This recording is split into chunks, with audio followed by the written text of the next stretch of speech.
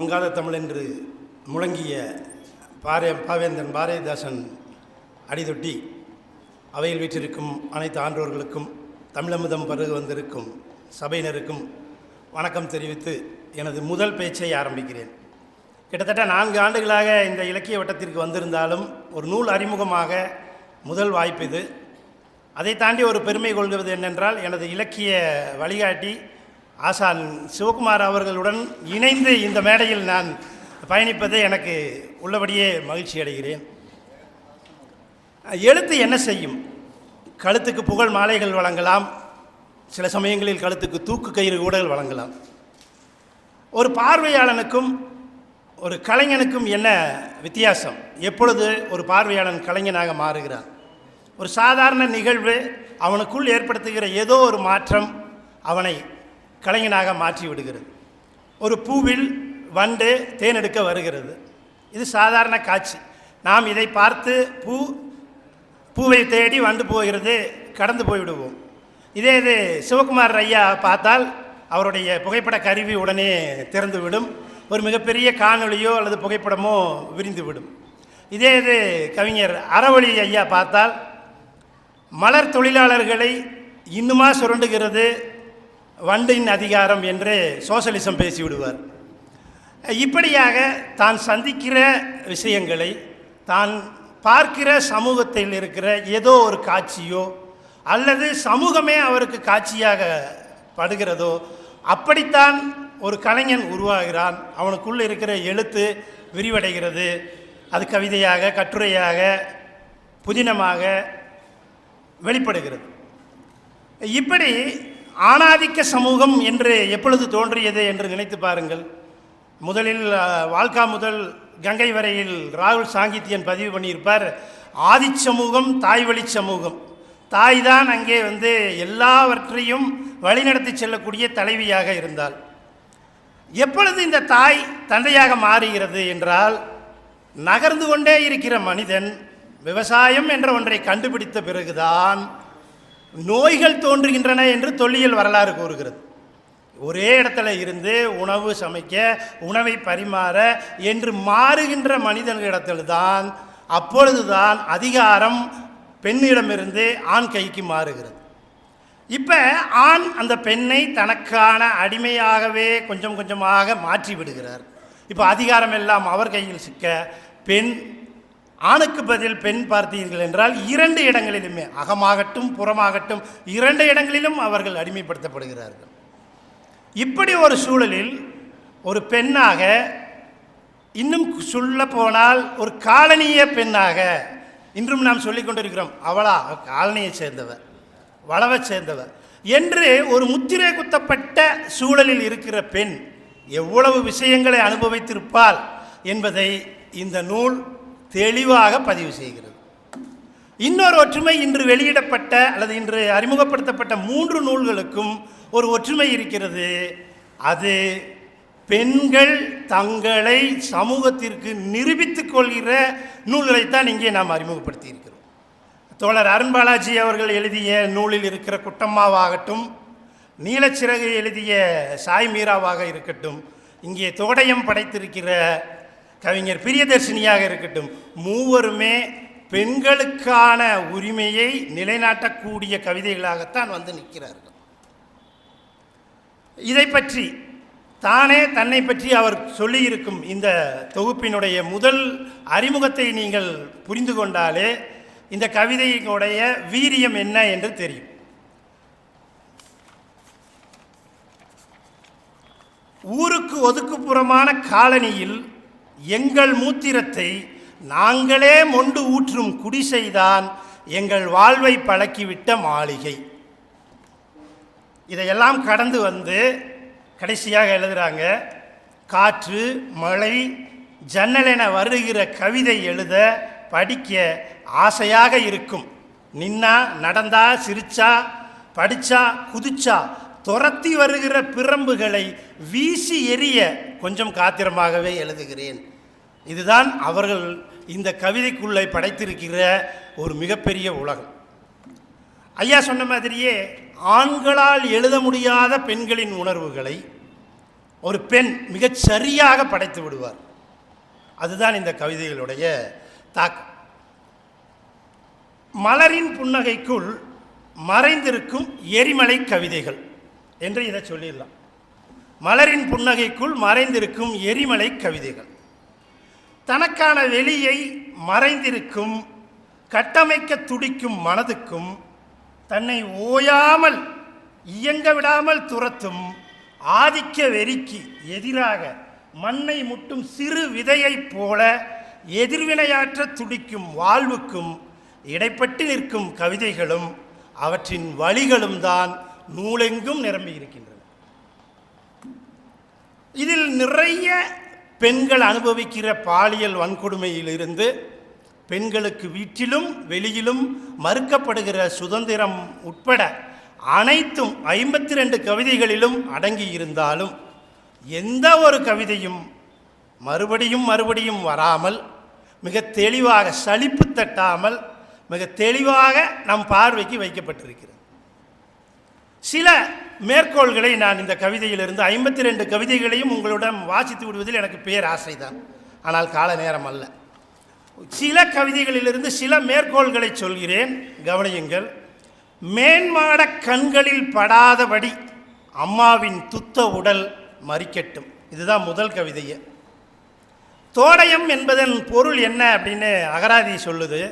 நாடகத்தில் எதிர்வினையாற்ற துடிக்கும் முதல் பாடல் அப்படின்னு தான் நான் நினைக்கிறேன். சரிதானே? சரி. அப்படியான ஒரு எதிர்வினையாற்றக்கூடிய நாடக பாடல் தான் இந்த தோடயம். அட்டையும் நீங்கள் பார்த்திருந்தீர்கள், அந்த பொருள் உங்களுக்கு புரியும். யாவரும் பப்ளிஷர்ஸ் இதை வெளியிட்டிருக்கிறாங்க. அடுத்த கவிதை பாருங்கள். சிலுவையற்ற பரலோகத்தில் கடவுள் சரிகிறார் 120 டிகிரியில். என் மீதான பகையும் இருளும் எதன் சூனியமாய் விலகி வெளி பிறக்குமோ நானும் அப்போது பிறந்து கொள்கிறேன். இதைவிட முக்கியமானது இன்றைக்கும் நடந்து கொண்டிருக்கிறது. எத்தனையோ நிர்பயாக்களுக்கும் எத்தனையோ ஆத்திகளுக்கும் நடந்த நிகழ்வு தான். அதன் எதிரொலியாக பாருங்கள். செயற்கைக்கோள் அனுப்பியதெல்லாம் போதும், என் இடுப்புக்கு கீழ் மாட்டிக்கொள்ள இரும்பு வளையங்கள் செய்து தாருங்கள். இதை ஒரு ஆண் எழுதிவிட முடியுமா? அந்த உணர்வுக்குள் நாம் வர முடியுமா? யோசித்து பாருங்கள். இன்றைக்கும் இந்த நிலையை, இந்த அவலத்தை நாம் நம் குழந்தைகள், நம் பெண் குழந்தைகள் சுமந்து கொண்டு தான் தெரிந்து கொண்டிருக்கின்றன என்பதையும் இந்த இடத்தில் பதிவு செய்கிறேன். இதை விட முக்கியம், பெண்கள்னு பார்த்துட்டாலே, அதுவும் வேலைக்கு போகிற பெண்கள்னு பார்த்துட்டாலே ஒரு ஹேண்ட்பேக் இல்லாமல் போக மாட்டாங்க. ஆனால் இவங்க சொல்கிற ஹேண்ட்பேக் பாருங்கள். நள்ளிரவில் வேலை பார்த்து விட்டு வீடு திரும்பும் தந்தை இல்லாத பெண்கள் மட்டும் சில வசை சொற்களை ஹேண்ட்பேக்கில் எடுத்து வருகிறார்கள். இங்கே சில வசை சொற்கள் அல்ல, கேட்பதெல்லாமே வசை சொற்களாகத்தான் இருக்கும். அதுதான் உண்மை. பாரபட்சம் இல்லாமல் சாமிக்கும் சவத்துக்கும் ஒரே இசையை ஓங்கி அடிக்கும் எம்மை பற்றிய பேய்கள் பதறி ஓடுகின்றன. பறையை பற்றி சொல்லும்போது இதைவிட முக்கியம், ஊர் திரும்பும் கடலே, ஊர் திரும்பும் நதியே, ஊர் திரும்பும் குளமே, காலனி தெருவை கடக்கும் போது மட்டும் பெயர் சொல்லாமல் போய்விடு. அப்போ நீங்கள் அங்கே போனீங்கன்னா இது காலனி குளமாகவோ காலனி நதியாகவோ மாறிவிடுமோ என்று அந்த அச்சம் இன்னும் எத்தனை பெண்களிடம் மட்டுமில்லை, இன்னும் எத்தனை ஆதிக்கத்தை எதிர்க்க வேண்டிய சூழலில் இருக்கிறது என்பதை இந்த கவிதை பதிவு செய்கிறது. மேலத்தெருவும் கீழத்தெருவும் இல்லாத ஜனநாயக தெருவில் குடியேற்றும் புதிய நெடிய நாட்களுக்காய் வீடு பார்க்கிறேன். கனவுதான், மிகப்பெரிய கனவுதான். என்னை புகுத்தி கொள்ள விரும்பியவர்களை எல்லாம் மண்டையோட்டு மனிதர்களே. அதுதான் உண்மை. இன்றைக்கு இருக்கிற சூழல் மேலத்தெருக்காரியா கீழத்தெருக்காரியா என்ற விவாதங்கள் போய்கொண்டிருக்கிற இந்த சூழலில் இரண்டு மற்ற வீடு எங்கே கிடைக்கும்? யோசித்து பார்ப்போம். அதைவிட முக்கியமானது இன்னொரு ஒரு கவிதை. பெரும் பசியில் நீட்டி நிற்கிறேன் இரு கைகளை, சிலுவை சுமந்தபடியே கசையடியாய் விழுந்தது சாதியும் மதமும். இன்னும் அது இரண்டும் தான் நம்மை நகர்த்தி கொண்டே முடியாத கட்டி போட்டு கால்களை சங்கிலியாக பிணைத்து கொண்டிருப்பது இந்த இரண்டு தான். இதையெல்லாம் தாண்டி ஒரு மிக காத்திரமான கவிதைகள், அனைத்து கவிதைகளுமே நெடுங்கவிதைகளாக இருக்கிறது. ஒரு 2 கவிதைகளை மட்டும் உங்களுக்காக நான் வாசித்து காட்ட மகிழ்கிறேன். ஒரு மிக முக்கியமான கவிதை ஏற்கனவே சோலை மாயவனும் பதிவு செய்து விட்டார், அதனால் அதை நான் தவிர்த்து விடுகிறேன். ஒரு விற்பனை பெண்கள் பற்றிய கவிதை. இது மயிரின் தூக்கு. 5 வயதில் என் விருப்பம் இல்லாமல் அந்த சலூன்காரனிடம் கண்ணடித்து அப்பா வெட்டச் சொன்ன ஹேர் ஸ்டைலுக்கு கிராப் என்று பெயர். 25 வயதில் அப்பா விருப்பம் இல்லாமல் நான் வெட்டி வந்த அதே ஹேர் ஸ்டைலுக்கு ஆண் பிள்ளை என்று பெயர். மயிரை மட்டும் வைத்து மரபியலின் தந்தையானார் அப்பா. தாத்தாவின் பிரம்புகள் நீளமானவை, அப்பாவின் பெல்ட்டுகள் கனமானவை, அம்மாவின் தோசை கரண்டிகள் சூடானவை. நீல மயிர் என்று எதை கூறுகிறது? மயிரின் நீளத்தில் தான் அளவீடு தெரிகிறதா? அப்பகுதி வரை ஆடும் மயிரில் ஒன்றை பிடுங்கி தூக்கு மாட்டிக் கொள்ளுங்கள். கிராப் வெட்டிய பெண்கள் சாலையில் எங்கேனும் தென்பட்டால் கொஞ்சம் ரசித்து கொள்ளுங்கள். ஏதேனும் ஒரு கேன்சர் தோழி கண்ணாடி பார்க்க காரணமாயிருக்கலாம். இந்த கடைசி வரிதான் அவர்களுடைய அத்தனை உணர்வுகளையும் கொண்டு வந்து நிறுத்தி விடுகிறது. நாம் ஒரே வரியில் அவரை சொல்லிவிடுகிறோம், பொம்பளை பிள்ளையாட்ட இரு, முடிஞ்சு போயிடும். எல்லாத்தையும் அந்த ஒரு வரியிலேயே நம்ம என்ன பண்ணிடுவோம், அடக்கி உட்கார வச்சுருவோம். அடுத்ததாக ஒரு கவிதை. இவருடைய கவிதைகளில் கவிஞர் சல்மா அவ்வப்போது எட்டி பார்க்கிறார், கவிஞர் குட்டி ரேவதி அவ்வப்போது எட்டி பார்க்கிறார். இதையெல்லாம் தாண்டி கவிக்கோ அப்துல் ரஹ்மானும் எட்டி பார்க்கிறார். அதற்கு மிக முக்கியமான ஒரு கவிதை அவருடைய தலைப்பிலேயே முக்கோண வாசிகள் என்ற ஒரு தலைப்பில் இவங்க எழுதியிருப்பாங்க. ஒரு மிக அருமையான கவிதை, அது நிறைய இருக்கிறது. கடைசி 4 வரியை மட்டும் உங்களிடம் சொல்கிறேன். குடிசைகளில் நாங்கள் மறைவதும் குடிசைகளை மறைப்பதும், இன்றைய காலச்சூழல், குடிசைகளை மறைப்பதும் என் முழங்காலற்ற தேசத்தின் பண்பாடு மற்றும் கைநாட்டு பற்று என்றே அந்த முக்கோணவாசிகளை இவர் முடிக்கிறார். இதையெல்லாம் தாண்டி ஆத்திகளுக்கும் அவற்றை தாண்டி நிர்பயாக்களுக்கும் இதில் எழுதப்பட்டிருக்கிற கவிதைகள் அனைத்துமே பெண்களின் உணர்வுகளை மிக துல்லியமாக பிரதிபலித்திருக்கிறது. நீலக்கல் என்ற ஒரு தலைப்பிலான ஒரு கவிதை.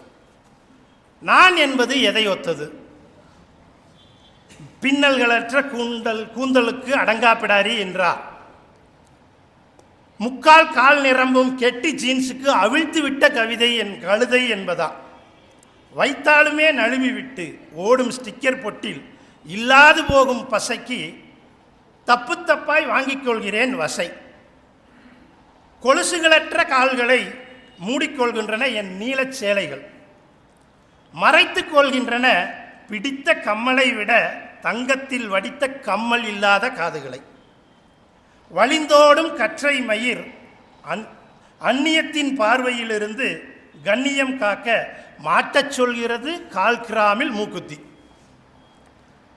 மூக்கணாங்கயிரற்று திரியும் பெண் மாடானான், மூக்கணாங்கயிரற்று திரியும் பெண் மாடானான், கோபத்தை இறுக்கிக் கொண்டே தனிச்சிறை கொள்ளட்டும் உடலெனும் களனில் பெண் தொடர்பான அணிகலன்கள். பிந்தியதாய் பெண் வரலாறு பேசும் உதடுகளில் சீவலற்ற கற்புத்தன்மையை ஆடையெனும் பெயரில் உழவ விடுவோம்.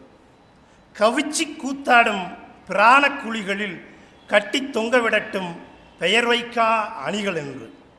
ஆனந்த கூத்தாடிக்கொண்டே மலித்துக் கொள்கிறேன் குருதியில் ஊறத் துவங்கும் ஆண்மைகளின் மீசை குட்டிகளை. இவர் ஒரு விலங்கியல் பட்டதாரி ஆசிரியர். அதனால் இந்த கவிதையில் அறிவியல் வார்த்தைகளையும், லாங்கரிங்ஸ், மையலின் உரை என்ற அறிவியல் வார்த்தைகளையும் கவிதைக்குள் உட்கார வைத்து கவிதையை அடுத்த தளத்திற்கு கொண்டு செல்கிறார். இப்படியான கவிஞர்கள் நூல் முழுக்க பெண்ணியத்தை மட்டுமே பேசுகிறது. பெண் அரசியலை, பெண் உரிமையை, பெண்ணின் மொழியை, பேசாது தனக்குள் முடங்கி கிடக்கும் பெண்ணின் பார்வையை, முந்தைய தலைமுறையிடமிருந்து தன்னை வளர்க்க துடிக்கும் புதிர் கனவுகளை பாடுகிறது இந்த கவிதைகள். தன் வழியை எவ்வித உரைகளுக்குள்ளும் போட்டு மூடி வைத்திடாமல் சமூகத்தின் செவிப்பறை அதிர வேண்டும் என்று எழுதியிருக்கும் இந்த கவிஞரின் கவிதைகள் எட்டு திக்கும் நிச்சயமாக எதிரொலிக்க வேண்டும். மன ஆழத்தில் புதைந்திருக்கும் எழுத்துச் சுரங்கத்திலிருந்து விடுதலைக்கான சொற்களையும் சமத்துவத்திற்கான சொற்களையும் மதிப்பை வேகப்படுத்தும் சொற்களையும் தேர்ந்தெடுத்து தீராத வேட்கையின் கூட்டி சொற்சித்திரத்தை வரைந்திருக்கும் கவிஞருக்கு வாழ்த்துக்களும் வணக்கங்களும். நன்றி.